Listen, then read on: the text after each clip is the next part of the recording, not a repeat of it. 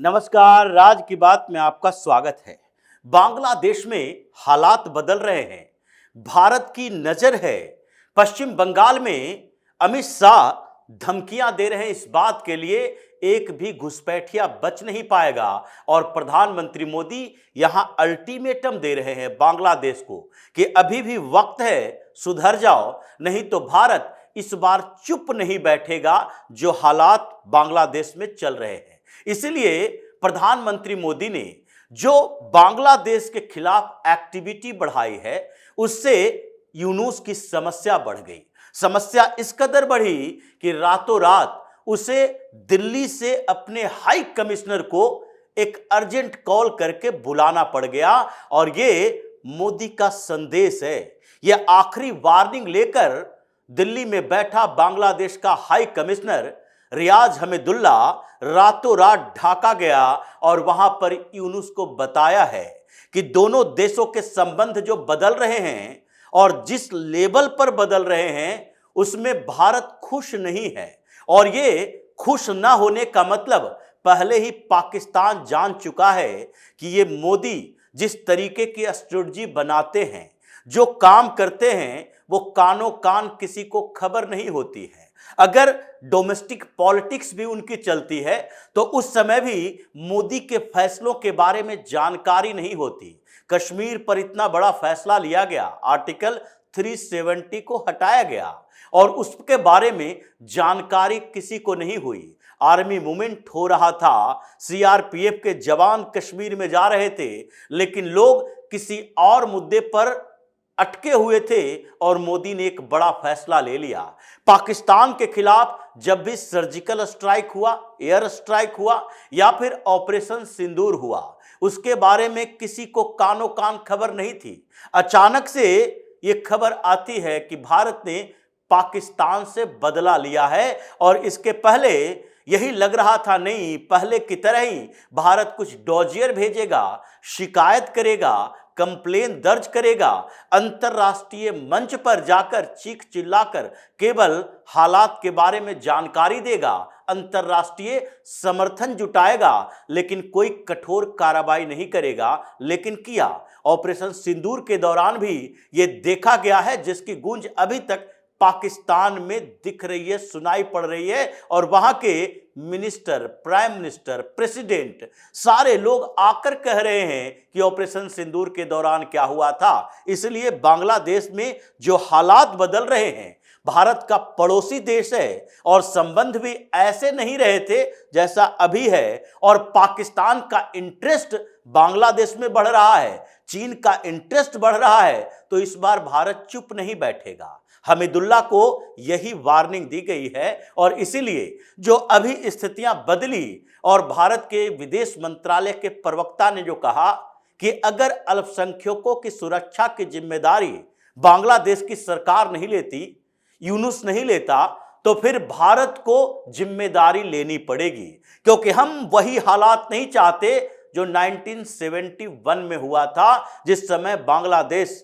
आजाद होने के लिए संघर्ष कर रहा था और भारत सपोर्ट कर रहा था, पाकिस्तान अत्याचार कर रहा था और वहां से पलायन हो रहा था और भारत ने उन लोगों को शरण दिया, लेकिन वो शरणार्थी बनकर यहीं पर टिक गए और उसके कारण अभी भी बांग्लादेशी घुसपैठिए की बात चल रही है। लगातार बॉर्डर पर वो घुसपैठिए भारत में आ रहे हैं और हम चुपचाप बैठकर देख नहीं सकते। इसीलिए अभी तो सीमा पर चाक चौबंद किया गया है, बीएसएफ को अलर्ट जारी किया गया है, एक भी घुसपैठिया इधर नहीं आना चाहिए। लेकिन अगर स्थिति कंट्रोल से बाहर रही तो भारत भी आर्मी एक्शन ले सकता है। इस मुगालते में न रहे बांग्लादेश कि भारत चुपचाप बैठकर देखता रहेगा कि एक और फ्रंट इसके दुश्मनों का खुल गया है बांग्लादेश में। पाकिस्तान, आईएसआई अपने तरीके से फिर से वही आतंकी कैंप बनाए, चीन अपना इंटरेस्ट दिखाए, वहां पर अपना बेस बनाए और भारत चुपचाप बैठकर देखता रहे। यह संभव नहीं है। ये पहले की सरकार नहीं, अब की सरकार है और बदलते हुए डिप्लोमेसी में जब अमेरिका को भी नहीं बख्शा गया, अमेरिका के साथ भी भारत उसी तरह खड़ा है जैसे कि अमेरिका और भारत समान तरीके से हो तो फिर ये बांग्लादेश क्या है। यही स्थिति हुई। रॉ की रिपोर्ट आई, आईबी की रिपोर्ट आई और उसके बाद प्रधानमंत्री मोदी एक्टिव हुए। रात में मीटिंग हुई और उसके बाद यह बांग्लादेश को संदेश दिया गया कि देखो अभी स्थिति कंट्रोल करने के लायक है। आप चुनाव कराना चाहते हो, चुनाव निष्पक्ष तरीके से होनी चाहिए। और निष्पक्ष चुनाव कब होगा, जबकि शेख हसीना और दूसरी पार्टियां भी इसमें शामिल हो, यानी कि खालिदा जिया की पार्टी बीएनपी वहां पर सबसे एक्टिव है। खालिदा जिया की मौत का असर भी दिखा और उसके कारण भारत से भी शोक संदेश दिए गए। शेख हसीना ने भी दुख जताया, लेकिन इस बीच उसके सपोर्ट बेस बढ़ेंगे, सेंटीमेंट पैदा होगा, रहमान का सेंटीमेंट बढ़ेगा और इसलिए उनके बीएनपी के बेहतर प्रदर्शन की उम्मीद है। लेकिन क्या ऐसी स्थिति आनी चाहिए किसी भी देश में जहां पर लगभग दो पार्टी सिस्टम कहा जाता था कि अवामी लीग या बीएनपी, इन्हीं दोनों में से किसी की सरकार बनेगी, चाहे खालिदा जिया होगी या शेख हसीना होगी। अब इतने दिनों में 15 साल से खालिदा जिया की पार्टी सत्ता से बाहर है, लेकिन फिर भी शेख हसीना की पार्टी पर जो पूरी तरह से प्रतिबंध लगा दिया गया, अगर शेख हसीना की पार्टी चुनाव ही न लड़े तो ये तो लगभग एक तरफा चुनाव हो जाएगा। बीएनपी और दूसरी जो नई नई पार्टियां बनी है उसमें कोई मुकाबला नहीं हो सकता, क्योंकि उसके चरित्र के बारे में लोगों को भी पता है। भले ही जमातियों के साथ गठबंधन करके कट्टरपंथी संगठन एक हो रहे हैं, लेकिन फिर भी वहां पर लोगों का सपोर्ट उसे उस लेवल पर नहीं मिलेगा। इसका मतलब है कि आप चुनाव कराने का ढोंग रच रहे हो, यानी कि आप चुनाव कराना ही नहीं चाहते, केवल प्रधानमंत्री बनाना चाहते हैं और उसमें भी ऐसी स्थितियों में जबकि वहां पर दंगे फसाद हंगामा हो रहा है और अगर सत्ता भारत विरोधियों के हाथ में रहेगा तो वहां पर ऐसे ही हंगामा होगा और भारत के लिए एक खतरे की घंटी है।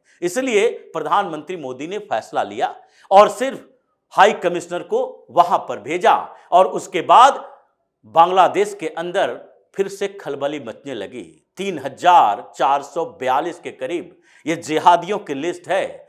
केवल उस्मान हादी का नाम नहीं था, जिसके बारे में बांग्लादेश बार बार कह रहा है कि उसकी हत्या करने वाला मेघालय में, यानी कि भारत में जाकर छिप गया है, भारत आ गया है। भारत इस बात के लिए इनकार करेगा, लेकिन फिर भी बांग्लादेश के अंदर पता है कि रॉ आईबी चुप नहीं बैठेगी और भारतीय सेना भी इसमें चुप नहीं बैठने वाला, क्योंकि जिस तरीके से वहां पर यह जमातियों का संगठन बढ़ रहा, उसके लोग बढ़ रहे हैं, छात्र आंदोलन के कारण और छात्र आंदोलन के नाम पर इन लोगों ने जैसे कट्टरपंथियों को आगे बढ़ाया है, अब यह भी एक जिहादी मुल्क बनता जा रहा है। उसे भारत चुप बैठने वाला नहीं है, भारत को इस पर ध्यान रखना पड़ेगा। इसलिए प्रधानमंत्री मोदी ने अल्टीमेटम दिया, यूनुस को आखिरी वार्निंग दी और पूरा ये बात कही कि अगर डेमोक्रेटिक तरीका अपनाना है तो आवामी लीग को ऊपर से बैन हटाना पड़ेगा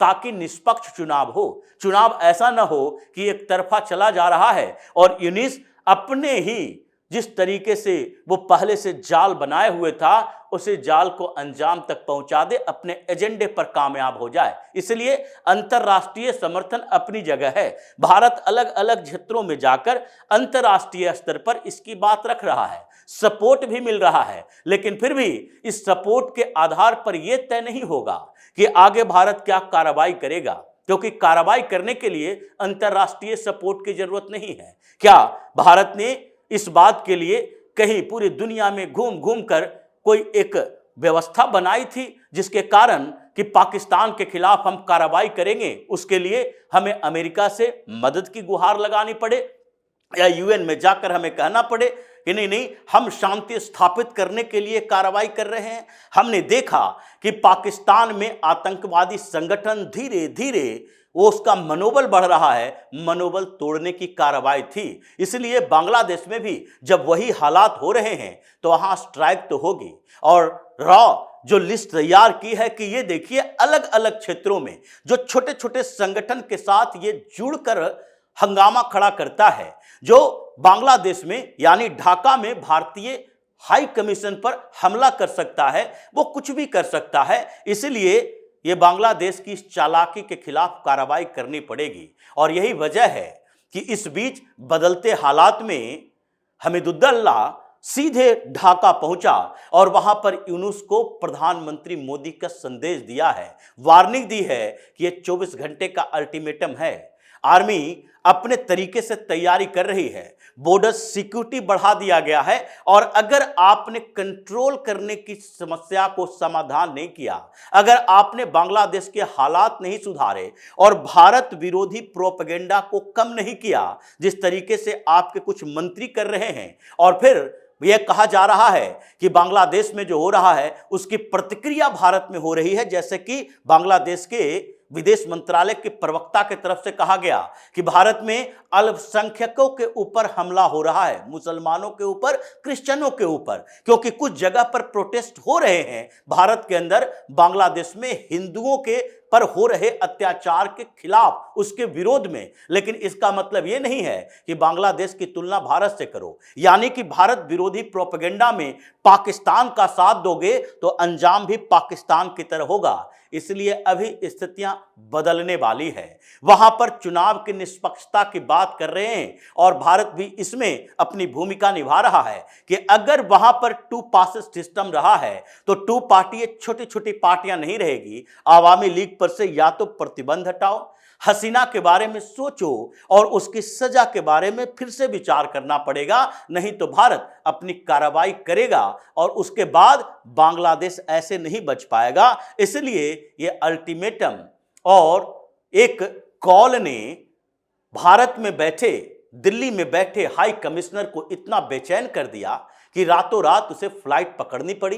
वो ढाका जाकर यूनुस को संदेश दे रहा है और फिर इस संदेश का असर दिख रहा है कि आगे क्या होने वाला है। 1-2 दिन के अंदर बांग्लादेश में अगर स्थिति कंट्रोल नहीं हुई तो भारत आगे की कार्रवाई करने के लिए तैयार बैठा हुआ है। तो इसी तरह की खबरों के साथ फिर से हाजिर होंगे, तब तक के लिए बने रहिए हमारे साथ और देते रहिए हमें सहयोग, ताकि इसी तरह की खबर हम आपके लिए लाते रहें। धन्यवाद।